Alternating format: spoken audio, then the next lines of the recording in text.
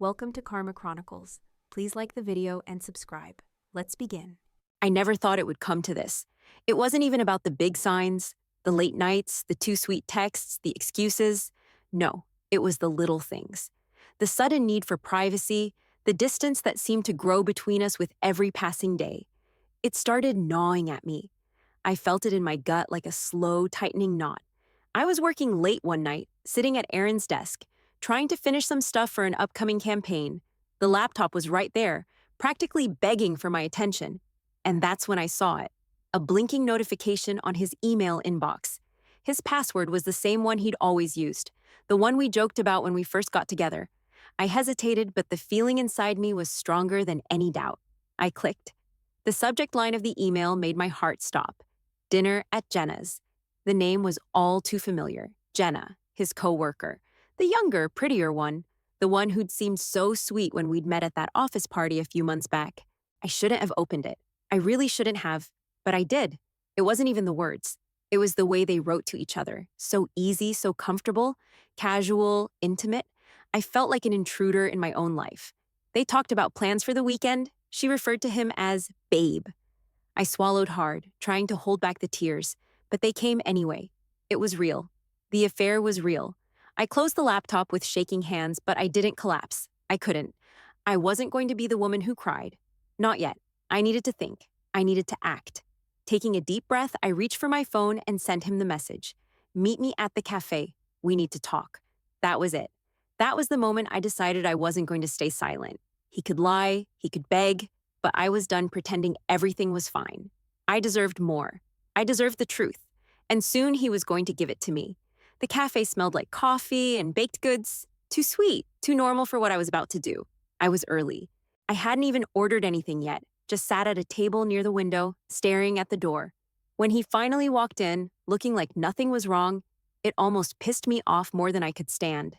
His eyes scanned the room, landing on me. The familiar half-smile crossed his face. He still thought this was going to be a normal conversation. I didn't give him the chance to ease into it. As soon as he sat down, I slid the laptop in front of him, the email open and glaring. "What's this, Aaron?" My voice was steady, but I could feel the tightness in my chest. His eyes flickered over the screen for a second, then he leaned back in his chair like it was no big deal. "It's nothing," he said, shrugging. "You know how office dynamics get." I wanted to scream. How the hell could he be so calm, so dismissive? But I didn't. I held it in, reminding myself that I wasn't here to make a scene. I was here to get answers. "This isn't nothing." I pushed the laptop closer to him. "You're cheating on me with her, aren't you?"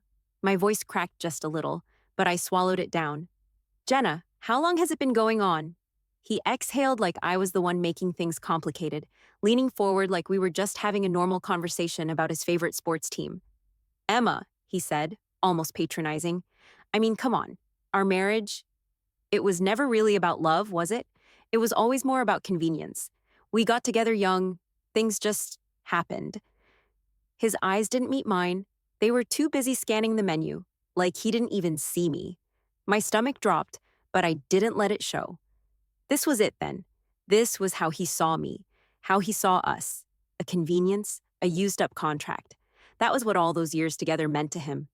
"Convenience?" I laughed, bitter and sharp. "Is that what you're telling yourself now? That this wasn't real? That I wasn't real?" I could feel the heat rising in my face, but I kept it together. "You think I didn't know something was off?" I knew, and I kept ignoring it. "But now, I get it. You checked out a long time ago, didn't you?" He didn't flinch, didn't even apologize. He just sat there, arms crossed, looking at me like I was the one making a scene.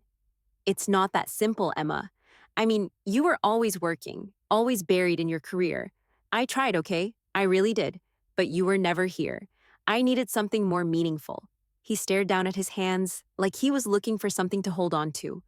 A flash of anger surged up, but I bit it back. "So, it's my fault now? You cheated because I worked too much? That's your excuse?" The words felt sharp, cutting through the bullshit. "You didn't tell me you were unhappy. You didn't try to talk to me. Instead, you hid behind her. You lied. You betrayed me." He opened his mouth to respond, but I wasn't done. "You think I neglected you? You think I didn't care? I sacrificed everything for this marriage. And you? I shook my head. You turned our whole life into a joke.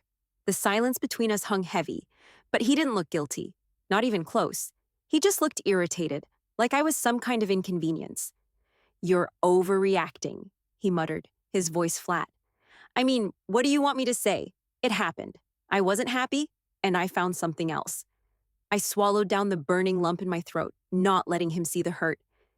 You want me to beg you to stay? I shook my head, laughing again. This time, it felt empty. No, I won't do that. For a moment, I almost thought I could hear him reconsidering. But then he gave me that look, the one that always made me feel small. Look, Emma, he said with a tired sigh, if you're not happy either, maybe this whole thing was a mistake from the start. I felt the ground shift beneath me. All these years, everything we had built, and this was how he justified throwing it all away. A mistake. I stood up, not even caring that people in the cafe were starting to stare. I looked him dead in the eye. You're right about one thing, I said, voice low but firm. We are done. He didn't move, didn't stop me, just stared at me. That same cold expression on his face. I didn't care. I wasn't going to waste another minute on someone who couldn't even respect me enough to feel bad. He'd made his choice, and now I was making mine. And this time, I wasn't looking back. I didn't even bother walking back into the apartment after I left the cafe. I couldn't stand the thought of being there another minute, surrounded by the stuff that used to feel like hours. The ride home was a blur. My hands clenched around the steering wheel, trying to keep my breathing steady, trying to keep my head together. But everything inside me felt like it was unraveling. The hurt, the anger, the betrayal, swirling around like a storm I couldn't stop. When I finally got home, I didn't take my shoes off. I didn't want to settle into the space that used to feel like a sanctuary. Instead, I paced through it, room to room, almost like I was trying to erase any trace of him. The sound of my footsteps on the hardwood was the only thing that broke the silence that felt both suffocating and freeing. I didn't sleep that night. The hours stretched on in a haze of tossing and turning. My mind wouldn't shut off. Every image, every word from our conversation kept playing over and over like a broken record. And every time it did, the pain in my chest seemed to grow deeper, sharper. The truth was undeniable now. He didn't love me, and that made everything feel like a lie. But as the night dragged on, I realized something. I wasn't going to let this destroy me. I wasn't going to be the woman who let a man's betrayal define her. No, I'd spent too many years building my life, my career, my identity, and I was damn well going to reclaim it all. By the time morning came, I had made up my mind. I was done waiting for him to show remorse. I was done hoping for some kind of closure that was never going to come. I walked into the living room where Aaron was already sitting on the couch, his face tight like he'd been expecting this. I didn't give him a chance to speak. I'm filing for divorce, I said, my voice firm and clear. His eyes shot up to meet mine, and I could see the rage bubbling just below the surface. What the hell, Emma? You can't be serious. I am serious, I said. I'm not going to waste any more time pretending everything's fine. You cheated on me. You ended this, not me. He stood up, his chair scraping harshly against the floor. You're just going to throw it all away, huh? Just like that? I felt the sharp sting of his words, but I didn't let it show. I'm not throwing anything away. I'm taking back what's mine. This marriage, this life, I deserve better than what you've given me. His face twisted in anger. You're ruining everything, Emma. You're going to throw our whole life down the drain over one mistake? I could feel the heat rising in my chest again, but I kept my voice even. It wasn't a mistake, Aaron. It was a choice. Your choice. And now, I'm making mine. He tried to push past me, his hands waving in frustration. You're being dramatic? You're just going to leave everything behind? You're giving up on us? I'm not giving up, I said, the words finally coming out as a breath of relief. I'm standing up for myself, and if you don't like it, too bad. I could see that he was getting angrier by the second, but it didn't matter. He wasn't going to change my mind. This was my decision, and I was sticking to it. The next few days were a blur of packing and sorting through everything we'd accumulated over the years. Every item I touched, his clothes, his books, the photos we'd hung on the walls, felt like another small piece of my life I was letting go. But there was something else too, a quiet sense of relief.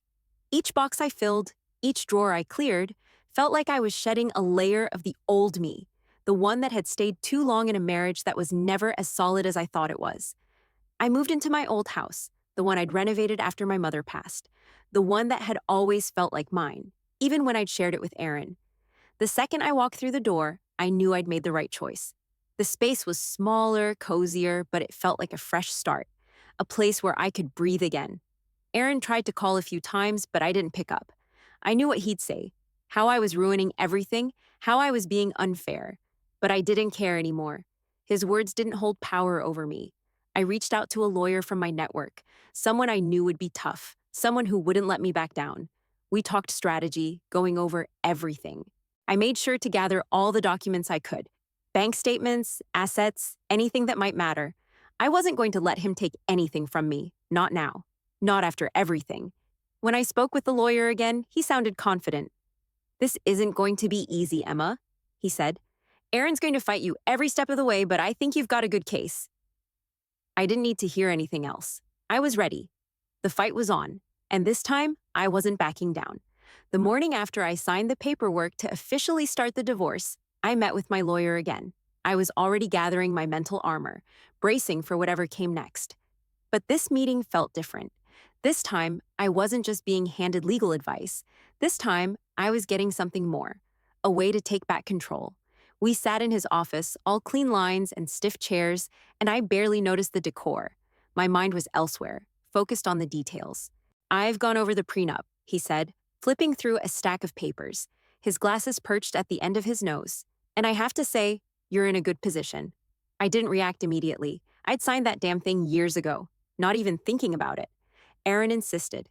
He said it was just in case, that it was a smart move for us, a way to protect what we'd built. I'd rolled my eyes but signed anyway. I trusted him then. How stupid that feels now. "Explain," I said, keeping my voice calm, even though my pulse was speeding up. "Well, according to the terms of the prenup, if there's infidelity involved, you're entitled to a substantial portion of the assets, a bigger chunk than you might think," he said, looking up from his papers. "And considering what we know about Aaron's affair with Jenna, I think we've got a solid case." A cold satisfaction spread through me.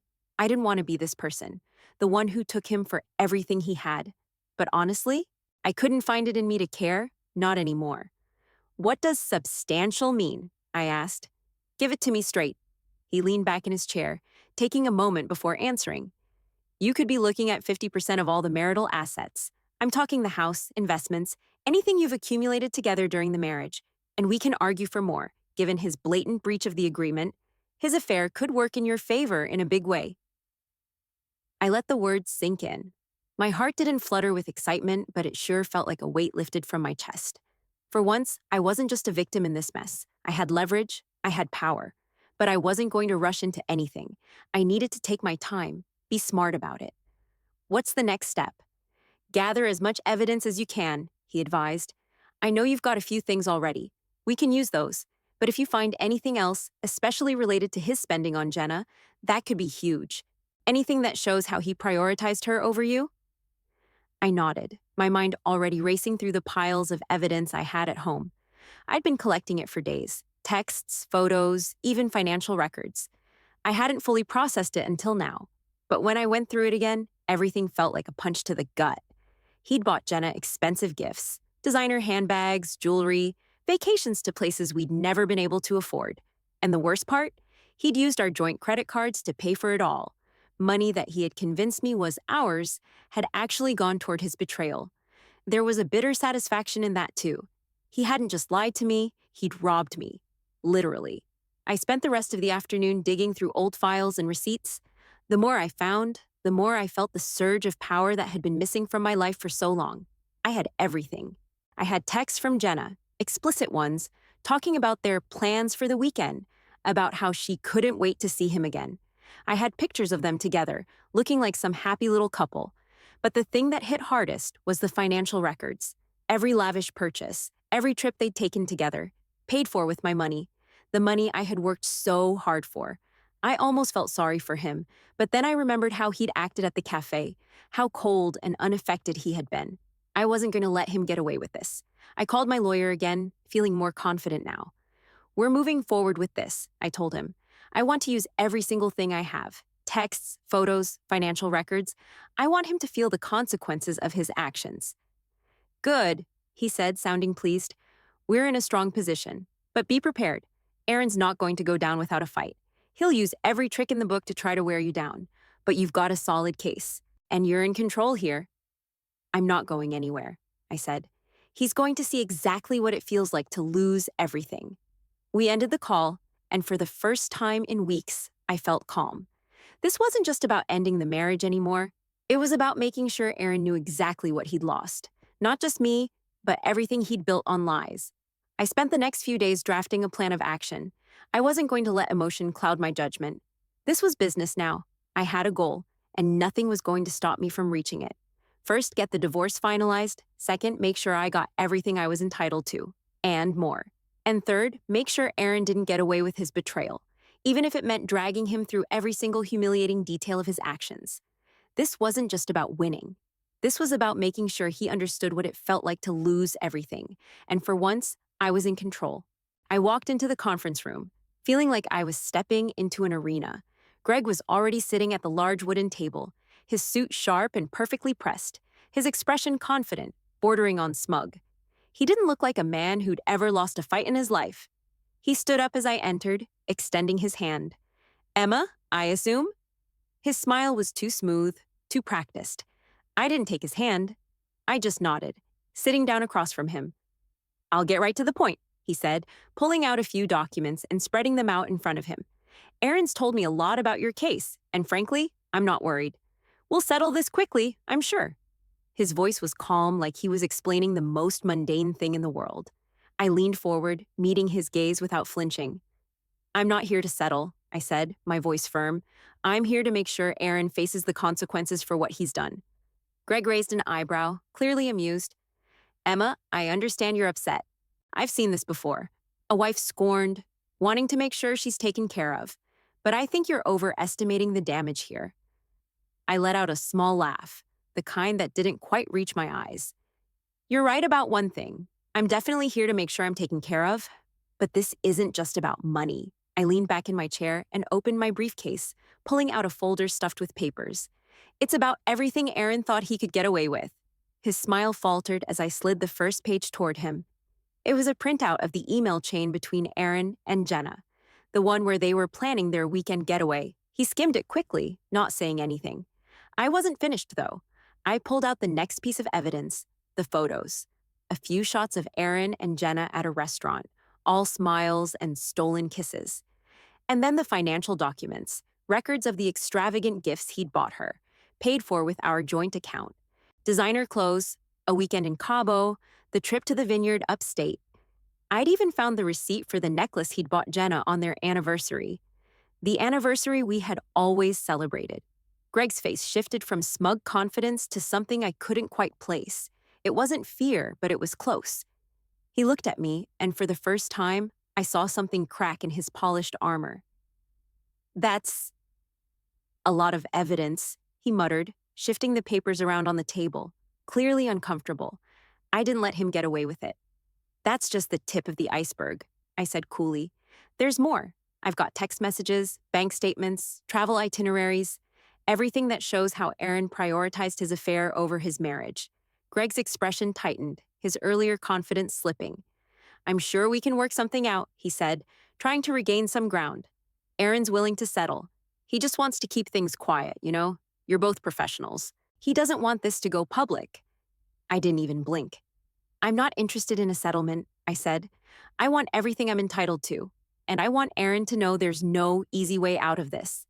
Greg shifted uncomfortably in his chair, his fingers drumming lightly on the table. Well, I'm sure you're aware of the prenup, and Aaron's right. It doesn't seem to leave much room for... He paused, glancing at me. Well, for anything drastic. I smiled, but it wasn't a pleasant smile. Oh, I'm well aware of the prenup, which is why I've already looked it over. And just so we're clear, in the case of infidelity, Aaron's infidelity, I'm entitled to half of everything, and I plan to take it. Greg didn't say anything for a long moment. I could see his mind working, recalculating his approach. He cleared his throat and sat up straighter, trying to regain some of the upper hand. This could get messy, you know? It's not going to be easy. Aaron won't just roll over, no matter what the evidence says. I'm not asking him to roll over, I replied, leaning forward slightly. I'm asking him to face the consequences of his actions. He's the one who cheated. He's the one who threw away a decade of marriage for someone else, and now he's going to pay for it. Greg looked at me for a long time, studying me like I was a puzzle he couldn't quite solve. I've seen cases like this before, Emma, he said, his voice almost sympathetic, and they don't usually end the way you think they will. I'm not here for a fairy tale, I said, my voice low but steady. I'm here for justice, and Aaron's going to learn the hard way that he can't walk all over me anymore. Greg didn't push back. Instead, he let out a soft sigh, running a hand through his hair. Well, you certainly know what you're doing, but you should know. This is going to be a fight, a big one, and Aaron's not a man who loses easily. Good, I said, standing up. I'm ready. I left the meeting with a quiet sense of satisfaction, but it was more than just that. I knew it wasn't going to be easy, but I wasn't backing down. Aaron had underestimated me, and now I was going to make sure he felt the full weight of his mistakes. I was still sitting at my kitchen table when the phone rang. I didn't even have to look at the screen to know it was Aaron. The tension in my chest flared just at the sound of his name. I almost didn't answer it, but I knew I couldn't keep avoiding him forever. Emma, his voice came through the line, sharp and angry. What the hell is this? You've gone behind my back, involved lawyers, and now you're dragging me through the mud over something that's private. I kept my breathing steady, leaning back in my chair. I didn't drag you anywhere, Aaron. You did that all on your own. He ignored my comment, his voice getting louder. You think this is going to help you? You think this is going to make you feel better? All you're doing is ruining everything. Our lives, our business, everything we've worked for. I could practically hear him pacing, the way he always did when he was losing control. I'm not ruining anything, I said calmly. You did that when you decided to betray me, when you decided I wasn't worth the effort anymore. The words were colder than I wanted them to be, but I couldn't help it. He didn't respond right away, and I could almost feel the anger rising inside him, thick like smoke. You're just doing this out of spite, Emma. You're so pissed off. You're willing to tear everything down to make me suffer. You won't get anything by dragging this out. It's not worth it. It's just petty. I could hear the desperation in his voice now, like he was trying to make me feel guilty, trying to manipulate me into backing down. But I wasn't that person anymore. I'm not dragging anything out, I said, my voice level. I'm simply getting what's rightfully mine. The words were firm, deliberate. I could feel the weight of them, and for the first time in a long while, it didn't feel like I was just reacting. I was acting. There was a long pause on the other end of the line, and then he spoke again, softer, but with that same edge to his tone. Come on, Emma. We don't have to make this harder than it needs to be. We can still work this out. I'll pay you off. A big sum of money, whatever you need. We'll get this over with quickly, quietly. No one has to know. No mess, no fuss. His offer hit me like a punch to the stomach. He thought he could buy his way out of this. He thought he could make me disappear, shut me up with money, the way he always had. He was still trying to treat me like some problem that could be solved with a check. I laughed, though it wasn't funny. You think I want your money? I asked, the words tasting bitter as they left my mouth. You think that's going to make this right? It's not about money, Aaron. It's about justice. It's about making sure you face the consequences for what you did. He let out a frustrated breath, the sound so familiar, like he was trying to fight back his own shame. You're being vindictive, he spat. You really think this is going to make you feel better? You think this is going to fix anything? I could feel his frustration like heat radiating through the phone, and for a second, it almost felt good. It felt like everything he'd put me through, all that guilt-tripping, the silent treatment, the lies, was finally coming back to bite him. It felt like I had a hand in it. You're the one who made this mess, Aaron, I said quietly. I'm just cleaning it up. He didn't say anything after that, but I could hear him breathing heavily on the other end, the sound of his anger thickening with every passing second. I wasn't going to let him manipulate me anymore. There was a sharp click as he hung up, and I stared at the phone in my hand, my pulse still pounding in my ears. For a brief moment, I felt something I hadn't felt in ages, satisfaction. It wasn't sweet or triumphant, it was just satisfaction. I knew what was coming for him, and he knew it too. Aaron was realizing, slowly but surely, that he was losing everything. And for the first time, it felt like the tables were turned. I wasn't just another victim in his life anymore. I was the one calling the shots. The battle was officially on. From the moment I filed the motion to force the sale of the business, everything changed. Aaron's lawyers immediately went into full gear, throwing everything they could at me. Every motion they filed, every stalling tactic, felt like they were just trying to buy time, hoping I'd get frustrated and back down. But I wasn't going to be that woman anymore. I wasn't going to let them intimidate me into settling. I stayed focused. I kept gathering evidence, making sure everything was in order. I spent hours organizing every document, every email, every receipt. It felt like I was building an airtight case, one detail at a time. And it wasn't just about the business anymore, it was about everything Aaron had taken for granted. The life we'd built, the trust I'd given him, the years I'd sacrificed for a man who hadn't even respected me enough to be honest. Aaron's lawyers kept trying to throw me off balance. They'd send me threats disguised as negotiation letters, trying to convince me to settle for a smaller payout, trying to get me to drop the motion on the business. They implied that if I didn't back off, I'd lose my shot at anything meaningful in the divorce. I didn't care. They could threaten me all they wanted, but I wasn't about to let them push me around. One afternoon, I got an email from Aaron himself, though I wasn't sure if he actually wrote it or if his lawyers had done the work for him. The words were familiar, manipulative. "This is ridiculous, Emma. You're ruining everything. Do you really want to destroy what we've built? Let's just work this out. You're not going to get anything by dragging it out." It made my blood boil to even read it. But I didn't reply. I didn't need to explain myself to him anymore. He was losing control, and that was enough. A few days later, I got a call from my lawyer. "They're not giving up on trying to intimidate you," he said. "Aaron's made it clear he's willing to take this to court. He's threatening to drag your reputation through the mud if you don't settle, but you're holding your ground." I didn't say anything right away, but the truth was, I wasn't scared of Aaron anymore. His threats only showed how much ground he was losing, and I knew deep down that the more he fought, the harder he was making it on himself. He couldn't intimidate me anymore. I wasn't the woman who would sit quietly and wait for things to blow over. One morning, the next bombshell came. My lawyer sent me the details. Aaron had countersued, claiming I was overreacting and that the sale of the business was unnecessary.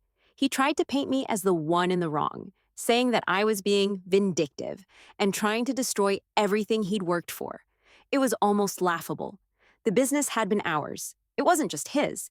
We'd built it together from the ground up. I had put in as many hours as he had, even if I wasn't the one who was getting the glory. And now he wanted to act like I had no claim to it? I went to work immediately, making sure every single shred of evidence pointed to his infidelity as the reason the business had to be liquidated. This wasn't just about money, this was about principles.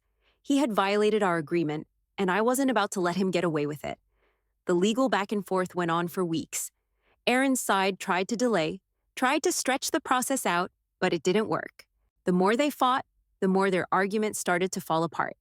Every time they tried to undermine me, I had a response. Every time they tried to confuse the situation, I had another document, another piece of evidence to prove my case. By the time the court hearing came around, Aaron was visibly panicking. I could see it in his eyes when we stood in the hall before the hearing started. He looked like a man who knew his empire was about to crumble. The business he had once been so proud of was on the line, and there was nothing he could do to save it. I didn't feel sorry for him. I didn't feel bad. If anything, it only made me more certain that this was the right thing to do. He had everything, and he had thrown it all away for a cheap affair. I had always been calm under pressure, always the one who kept my head, who didn't let emotion cloud my judgment. But now, standing there in the courthouse hallway, I felt something new stirring inside me, a quiet sense of power.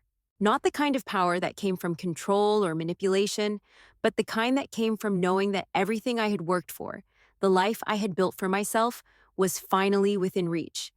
This wasn't just about getting even. This was about reclaiming my life, my dignity, my future. And the more I pressed on, the more I realized that I was fighting for something bigger than just the financial settlement. I was fighting for myself. As the doors to the courtroom opened, I took a deep breath. The battle was far from over, but for the first time, I knew I wasn't going to lose. Not this time, not to him, not to anyone. It had been months of legal back and forth, endless meetings, and so many sleepless nights that I lost count. The tension had become like a second skin. something I couldn't shake no matter how much I tried. But the one thing I knew for sure was that I wasn't backing down. Not now, not after everything. So when the phone rang that afternoon, I almost didn't answer it. I knew it would be Aaron. I hadn't heard from him directly in a while, not since his last attempt to guilt trip me into giving up. But this time, I felt a strange knot in my stomach as I reached for the phone. Maybe it was because, in the back of my mind, I could sense it. He was losing. He was losing everything, and he knew it. "Emma," he said, his voice rough, almost desperate. "Please, we need to talk." I didn't respond right away. Instead, I leaned back in my chair, listening to him try to catch his breath on the other end. I knew this was coming, but hearing the panic in his voice after all the bravado he'd put on for months still felt like a punch to the gut. "Emma," he said again, more urgently now, "I'm begging you, let's end this. I'll buy you out of the business. You'll get what you want, but we can avoid the total collapse. Just, please, I can't lose everything. I can't." His words, raw and frantic, should have made me feel something. Some shred of sympathy, maybe. But all I could think about was how many times I'd been on the receiving end of his manipulation. How many times he'd tried to control me, control our future, without a second thought for the damage he was causing. "Aaron," I said, my voice calm, steady, "you've already lost everything. It's too late for you to try and fix this." There was silence on the other end, then a quick, sharp intake of breath. "You're going to destroy me," he said, his voice shaking now. "I can't—" He broke off, and I could hear the sound of his chair scraping as he stood up pacing. "I can't lose the business. I built it. I did. It's everything I have left." I didn't say anything for a moment. I let the silence hang between us, knowing it would hurt him more than anything I could say. The business had always been his pride and joy, the one thing he thought he could hold over my head until it became the thing he would lose the fastest. "You're right about one thing," I said finally. "You did build it, but you destroyed it. You made your choices, Aaron, and now you get to live with them." I could hear him breathing hard, trying to find the words to turn this around, to keep me in his orbit for just a little longer. He always did this, tried to make me feel guilty, tried to make me think I was the one who was being unfair. But not this time. I wasn't falling for it. "Listen," he said, his voice softer now, but still laced with desperation. "I'll make it right. We can start over. I'll do whatever it takes. I'm sorry, okay? I was stupid. I know I was. But we can fix this. We can go back to the way things were. Let's just move forward. Please." I felt my chest tighten. I had been there so many times. He'd said those words before, back when he thought I would always take him back, always forgive him. But I wasn't that woman anymore. The woman who kept hoping, who kept fighting for something that wasn't real. The woman who let him keep taking and taking until there was nothing left of her. I shook my head, even though he couldn't see it. "No," I said, my voice low but clear. "You don't get to fix this. It's over, Aaron. You lost." There was a long pause, the kind of silence that stretched out too long, like he was trying to process the finality in my words. "You don't mean that," he said, almost pleading.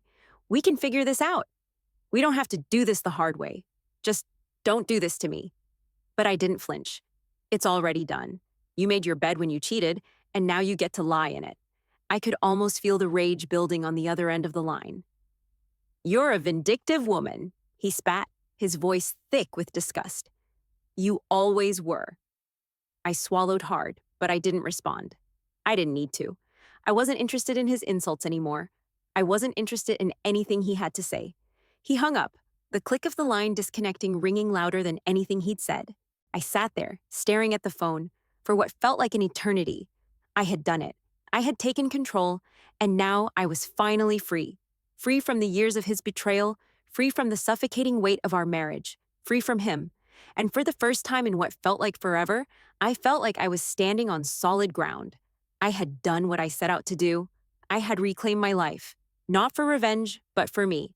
And as much as it hurt to admit it, as much as I tried to avoid this moment, I knew one thing for sure.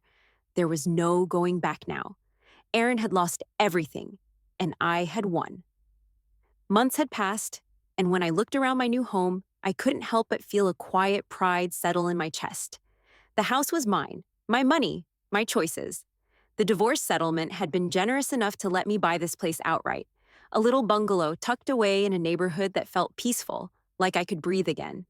The walls were still bare in places, but there was comfort in that. I was building something that was all mine. No compromises, no expectations. I'd thrown myself into my career after everything with Aaron. At first, it was a way to distract myself, to avoid the heaviness that kept trying to creep back into my life. But it turned into something else entirely. I was thriving. For the first time in years, I wasn't just surviving, I was living. My projects were getting more attention, and I could feel the momentum building with each new success. I wasn't doing it for anyone else anymore, I was doing it for me. On the days I felt a twinge of something, regret maybe, or the ghost of the person I had been with Aaron, I shook it off. I'd worked so hard to get here, and I knew deep down that I had made the right decision. I wasn't looking back. Aaron, on the other hand, was sinking. I kept up with the occasional news, mostly through mutual contacts and social media, and it wasn't hard to see where things were heading for him. His business, a shell of what it had been. His reputation, tarnished beyond repair. And Jenna? She had moved on, just like I knew she would. She'd found someone new, someone with more money, more power. She wasn't hanging around waiting for a sinking ship. It should have felt good, right? Watching him lose everything. But it didn't. Not the way I expected. I wasn't out to ruin him. I just wanted the truth, and I got it. I wanted to walk away with what was mine, and I did. And now that it was all over, I felt something else entirely. Relief. It was like the weight I hadn't even known I was carrying had lifted. I still had my moments of doubt, of course. There were days when the ache of betrayal would bubble up, making it hard to breathe. There were nights when I'd lie awake, memories flashing behind my eyelids, wondering if there was anything I could have done differently. But those moments were getting fewer and farther between. I had my own life now, and that was enough. On one of those quiet evenings, I sat on the couch, a glass of wine in hand, looking out at the trees in my yard. The soft golden light from the setting sun bathed everything in a warmth that felt right. This was what I had wanted all along. Space, freedom, the chance to live on my own terms. The phone buzzed on the coffee table, breaking the stillness. I reached for it, not recognizing the number. When I picked up, a familiar voice crackled through the line. Emma! Aaron's voice, tired and edged with something I couldn't place, echoed from the speaker.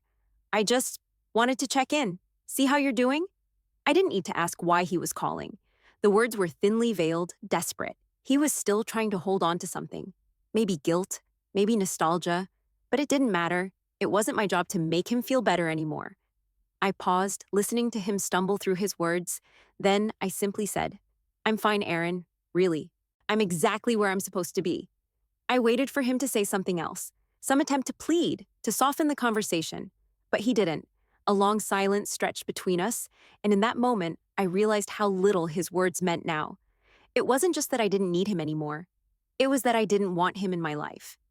I have to go, I said, and before he could respond, I ended the call. I set the phone down, letting out a breath I didn't realize I'd been holding. There would be no more calls like that, no more second guessing.